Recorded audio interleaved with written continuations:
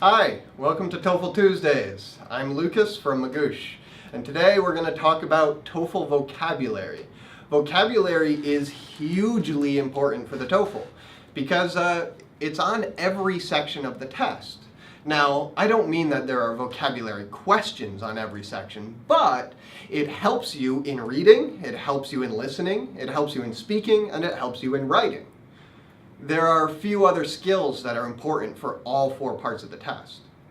Again, there aren't only really vocabulary questions, explicit vocabulary questions that say, what does this word mean in the reading section, but it's helpful for the other sections too. Now, what kind of vocabulary is good for the TOEFL? You can study phrasal verbs, say, for general English improvement. And that might be useful for the TOEFL in part, but it's not the most useful for the TOEFL because the TOEFL is academic. It uses language that you might see in textbooks or that you might hear from professors at a university. That means that you should be studying academic vocabulary. And we're going to include a link below this video with a list of academic words that we call the AWL. That's the academic word list. Those are the most important words for the TOEFL because they are in the lectures and they're in the readings. And you actually want to use them too in your essays and in some cases in your speaking. Not all of the TOEFL is academic. Some of it is conversational. There are absolutely phrasal verbs on the TOEFL, but academic vocabulary is the most important part of vocabulary. Okay. Today, though, we're going to take a quick look at 3 words from questions in the TOEFL. That is, these words are not vocabulary question words. Rather, they are words that appear in common questions. So, for example, you might have a question that asks you about what a professor implies when he says something specific. But it might not say, what does the professor imply? By the way, the word imply means you don't say it exactly, but you give that meaning. Instead, that question might ask what you can infer.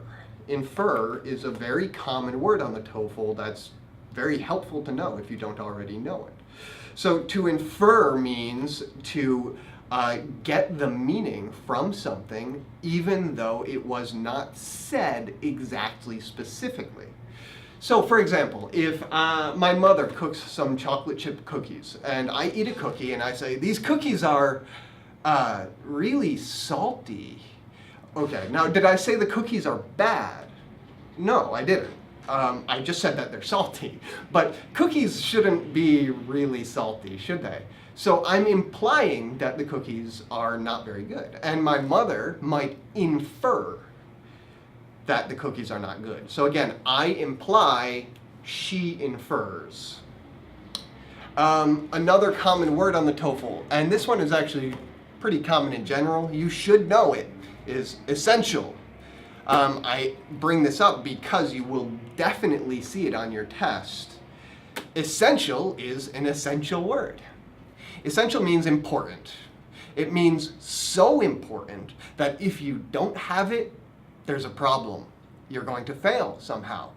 It's not just that it is important, it's that it is necessary. You need it. It is part at a basic level of something that will be larger, of something that is bigger, of results, of consequences, of what will happen. So you need the essential piece for results. And on the test you might see a question that says, you will see a question that asks you for the paraphrasing, the rephrasing of a sentence. And it will say that wrong answers leave out essential information. That is, some wrong answers have all correct information, but they don't include some important information. That's why essential is essential for the TOEFL. Another one that appears often in questions, and there's a very specific question, is the verb cast. You may know this word in other forms. It has many definitions. But as a verb, to cast means basically to throw. It means to put something out and away from you. Let's think of the sun, for example. The sun casts light.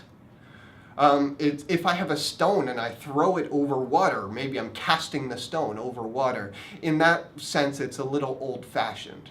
On the TOEFL, though, you're going to see a question, most likely, that says you should choose which points from a lecture cast doubt on the points in a text. And that cast doubt means it puts doubt, it puts some ideas of that it's wrong on the text, that it throws this idea of wrongness on the text. It's metaphorical. It's not a very literary or literal usage of the word cast, but it gives that idea of putting it on, throwing it onto. Okay, so there are 3 words that you will almost definitely see on your TOEFL, and you should know now.